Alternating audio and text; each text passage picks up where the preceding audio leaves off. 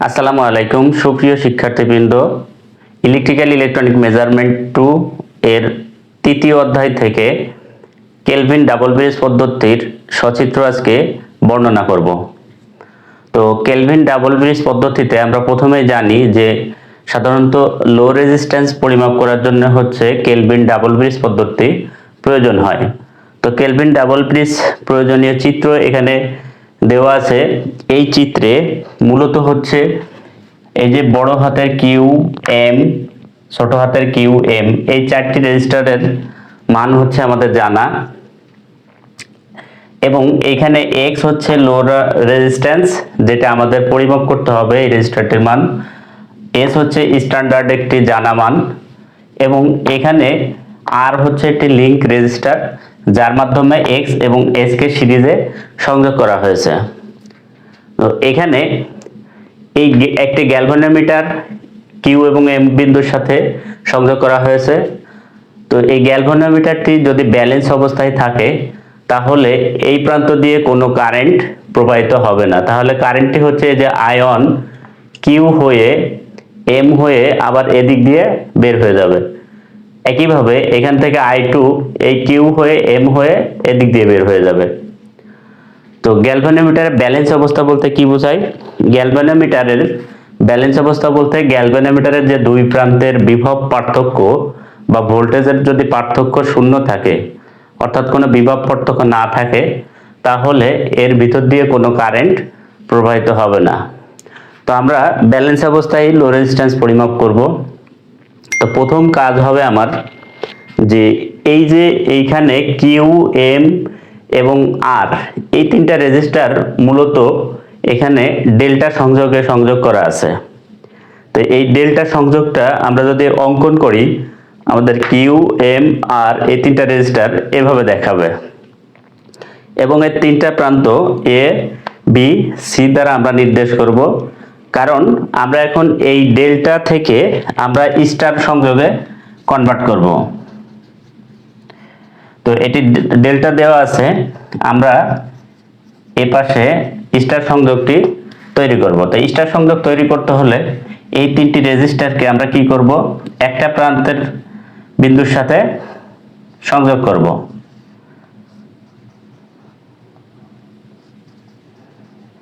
এই একটা বিন্দুতে তিন প্রান্ত আমরা সংযোগ করে দিলাম, যেটার আমরা এটাকে এ বি সি দ্বারা নির্দেশ করলাম।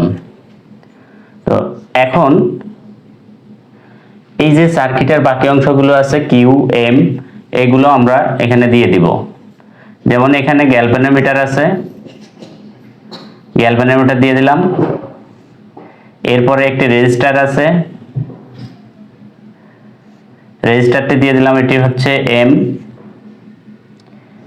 এর পাশেও একটি রেজিস্টার আছে, কিউ মানের একটি রেজিস্টার। এখন এইখানে আছে একটি এক্স রেজিস্টার, এবং এইখানে আছে এস মানের রেজিস্টার, স্ট্যান্ডার্ড রেজিস্টার। তো এখানে আমরা সংযোগ করে দিব এভাবে। আর কারেন্টের দিক ছিল যেটা সেটা ঠিক থাকবে, এটা আয়ন আয়ন, এবং এইখান থেকে যে ভোল্টেজ সোর্স ছিল এটা ঠিক থাকবে।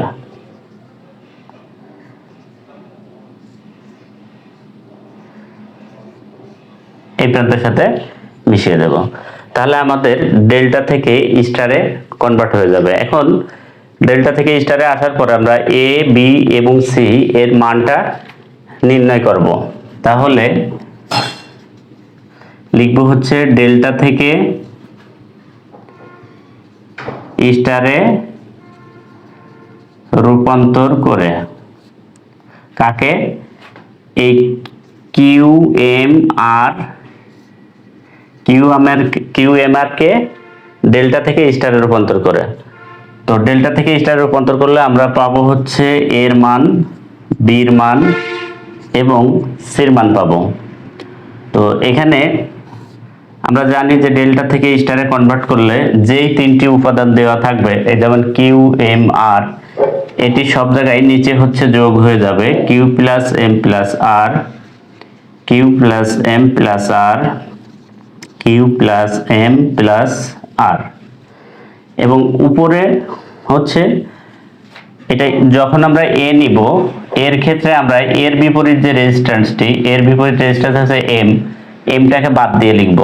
তাহলে এম বাদে আছে হচ্ছে কিউ এবং আর, তাহলে উপরে হবে কিউ আর। যখন বি নেব তখন বির বিপরীত যে রেজিস্টারটি আছে সেটি বাদ দিব, অর্থাৎ আর কে বাদ দিয়ে শুধুমাত্র কিউ এবং এম থাকবে।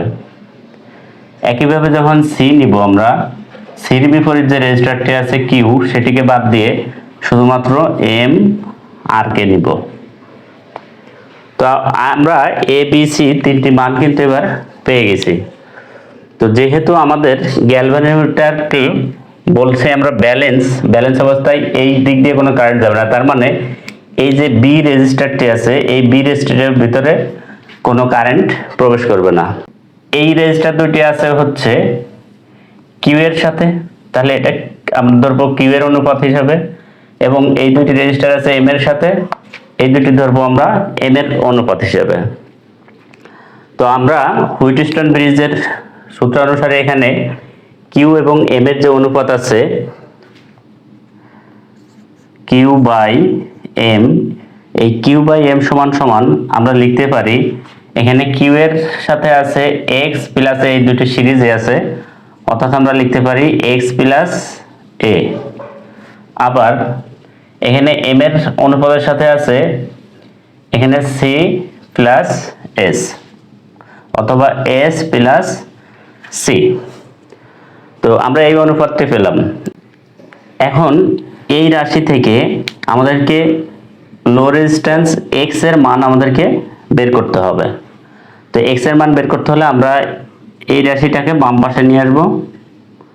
তো টোটাল রাশিকে আমরা যদি বাম পাশে নিয়ে আসি, x plus a divided by s plus c সমান সমান কিউ বাই এম, বড় হাতের এম, কিউ বাই এম।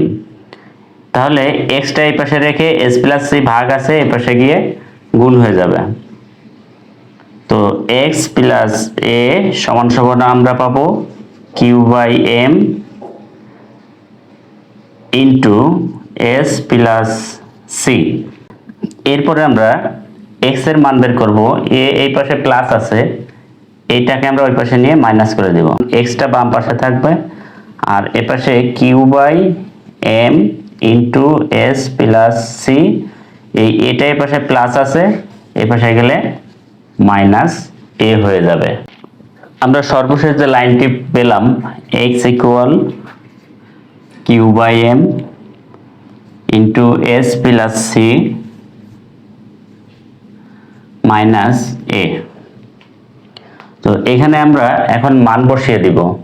আমরা এখানে এ এবং সি এর মান এখানে কিন্তু আমরা বসিয়ে দিতে পারি।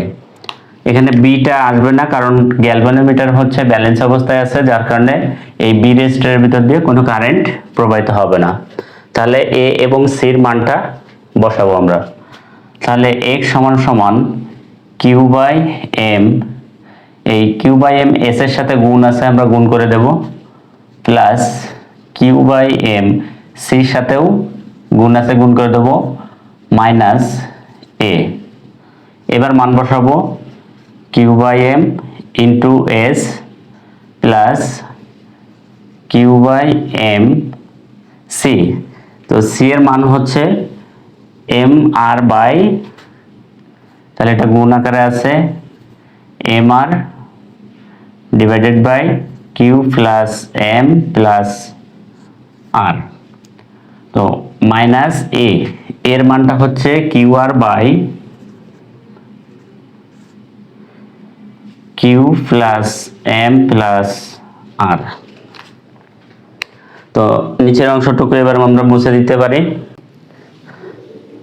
এখন এই অংশটুকু এবং এই অংশটুকুর মধ্য থেকে আমরা কমন নেব। কমন নিতে হলে এখানে নিচের অংশ একই এবং উপরে আর আর কমন যায়। তো আমরা এখানে এম আর বাই এইটা প্রথম যেটা থাকবে ব্র্যাকেটের ভিতরে এইটাকে পুরোটা কমন নিয়ে নিব। তাহলে এখানে q by m into s plus এখানে আমরা যদি m r divided by q plus m plus r অর্থাৎ ব্র্যাকেটের ভিতরে সম্পূর্ণটুকু আমরা কমন নিয়ে নিলাম। তো কমন নিলে এর সাথে যেহেতু কিউ বাই এম আছে এখানে এম আর এটা আমরা অলরেডি নিয়ে নিছি, শুধু এখানে থাকে কিউ বাই এম। তো মাইনাস এইবার হচ্ছে এখানে আমরা কিউ এম আর এটা তো আমরা অলরেডি নিয়ে নিছি, আরও নিয়ে নিছি। এখন উপরে থাকে শুধু কিউ, ছোট হাতের কিউ থাকে, কিন্তু নিচে ওয়ান থাকার কথা, কিন্তু এখানে আমরা এম কমন নিয়েছি কিন্তু এখানে কিন্তু এম উপরে নেই। তো আমরা জানি যে যদি কিছু আমরা কমন নিতে চাই, যদি সেখানে দুইটার ভিতরে না থাকে তাহলে সেই অংশটি ভাগ আকারে লিখে দিতে হয়। তাহলে আমরা এম কে এখানে এক্সট্রা কমন নিয়েছি যেটা এটার ভিতরে ছিল না, তো এমটা এখানে ভাগ হয়ে যাবে ছোট হাতের এম। তার মানে হচ্ছে আমি যদি এই এমটাকে আবার এটা দিয়ে গুণ করি তাহলে কিন্তু এই এম আর এম কাটা গিয়ে আগের মতো কিউ আরই এখানে থাকবে। তো আশা করি এটা বুঝতে পেরেছ। এখন এই রাশিতে যেখানে যেখানে আর আছে, এই যে লিঙ্ক রেজিস্ট্যান্স আর, এই আর এর মানটা খুবই ক্ষুদ্র, যার কারণে এই আর এর সাথে যে অংশটুকু আছে টোটাল অংশটি যেহেতু গুণ আকারে আছে এই অংশটুকু আমরা বাদ দিয়ে লিখতে পারি যেহেতু আর এর মান অতি ক্ষুদ্র। তো এখানে আমরা লিখতে পারি q by m into s. তো এটি হচ্ছে আমাদের লো রেজিস্ট্যান্স পরিমাপের সূত্র বা কেলভিনের যে ডাবল ব্রিজের পদ্ধতি লো রেজিস্ট্যান্স পরিমাপের সেই সূত্র।